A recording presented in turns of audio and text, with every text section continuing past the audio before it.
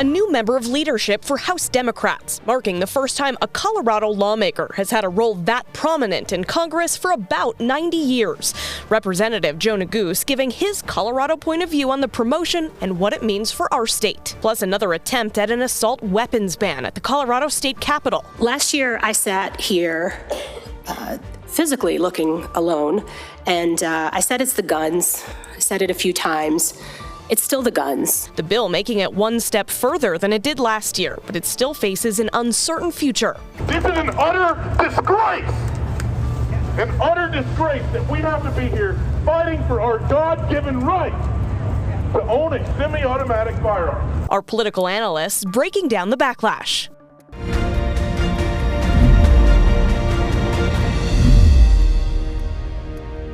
I'm Ashley Michaels, and this is Colorado Point of View. A Colorado congressman getting a big promotion this week. U.S. Representative Joe Neguse will now serve as a senior member of leadership for House Democrats. The last time a Colorado lawmaker had a rank that high was all the way back in the 1930s. Neguse is 39 years old. He represents Colorado's 2nd Congressional District, which makes up Boulder County, Fort Collins, Vail, and Steamboat Springs. He's now the assistant Democratic leader in the House, taking over for Representative Jim Clyburn, who stepped down from that role last month. The transition now marks the full turnover of Democratic leadership in the House. It all started when former Speaker Nancy Pelosi and Majority Leader Steny Hoyer stepped down in late 2022, early 2023.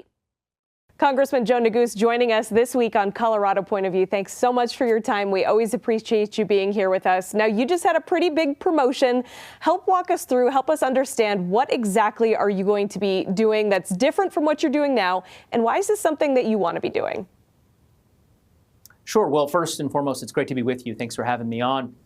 It is a privilege to represent the great state of Colorado each and every day in the U.S. House, and I have had the honor of serving the people of our great state and being a voice for the Rocky Mountain West in the Democratic leadership during my time in the Congress. And I'm excited to continue in that vein by serving as the next assistant Democratic leader in the House, working with our phenomenal Democratic leadership team to put people over politics and move America forward.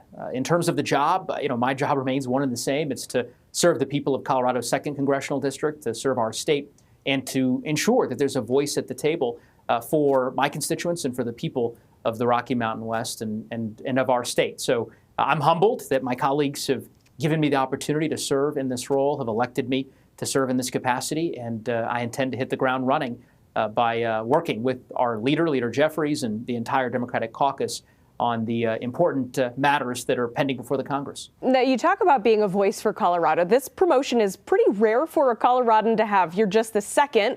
The first was almost 100 years ago. That means you're now the highest-ranking lawmaker most Coloradans have really ever seen in Congress. So how does your rank benefit people here in Colorado going forward?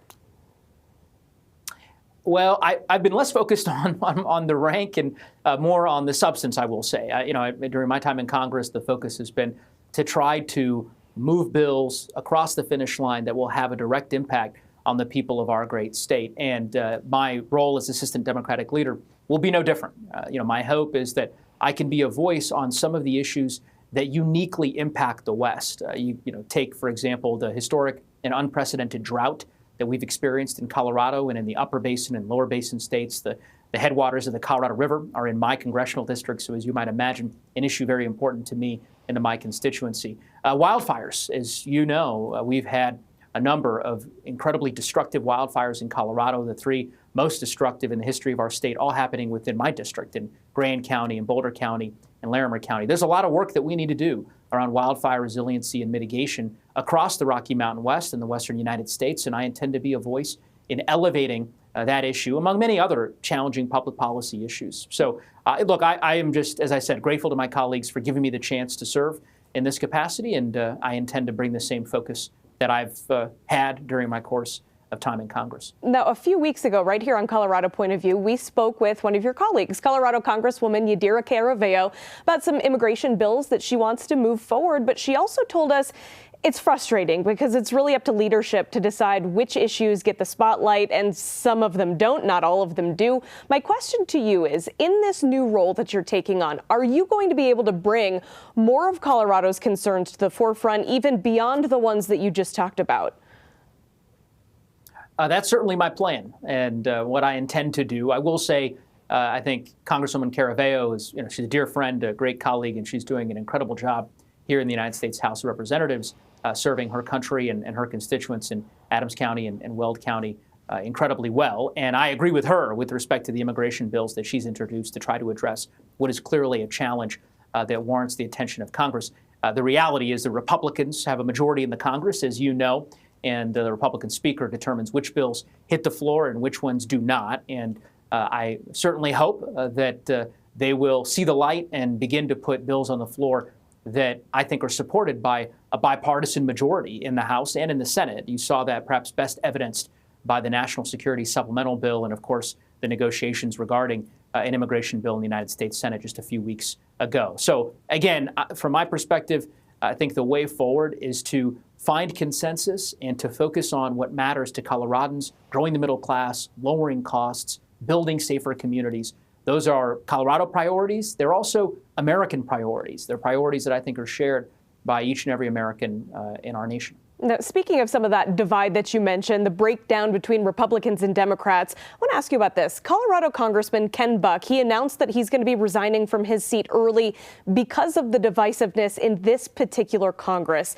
In your leadership role, how do you plan to navigate those problems? And do you feel like compromise can be a reality in the near future? I certainly hope so. First, I would say that Ken Buck has been a friend and a trusted colleague. We've worked together on a number of issues. We disagree about quite a bit, as you might imagine.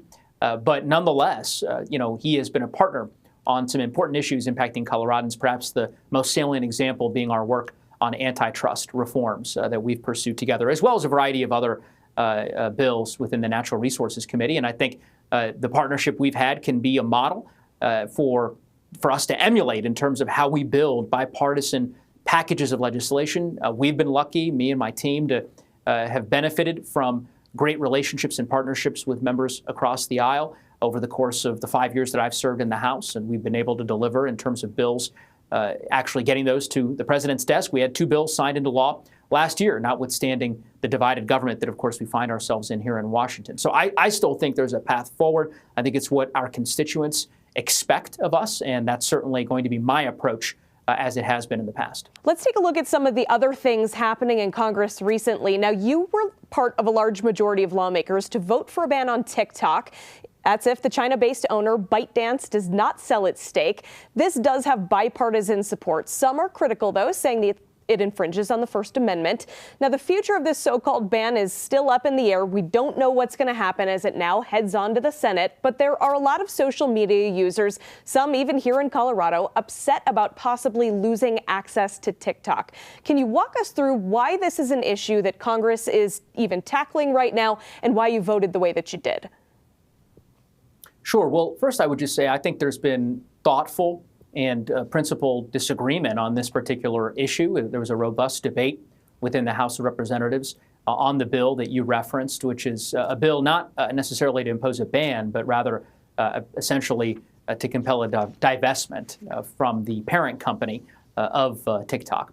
And from my perspective and from the perspective of, I think, the overwhelmingly bipartisan majority of lawmakers that ultimately voted in favor of that legislation, this was really a national security imperative. The realities of the potential threats posed by the current ownership structure as it relates to TikTok and the reality of the threats that were posed as a result thereof compelled me, and I think compelled many of my colleagues, to ultimately vote in favor of the legislation. We'll see where it goes in the United States Senate, of course, and following that closely. But I understand that there, as I said, I think is a wide variety of views that have been expressed by the American public and certainly by constituents with respect to that piece of legislation. And in the balancing of equities, I ultimately determined that I thought it was in the best interest, the national security interest of our country, to vote in favor of the legislation, which is why I did so.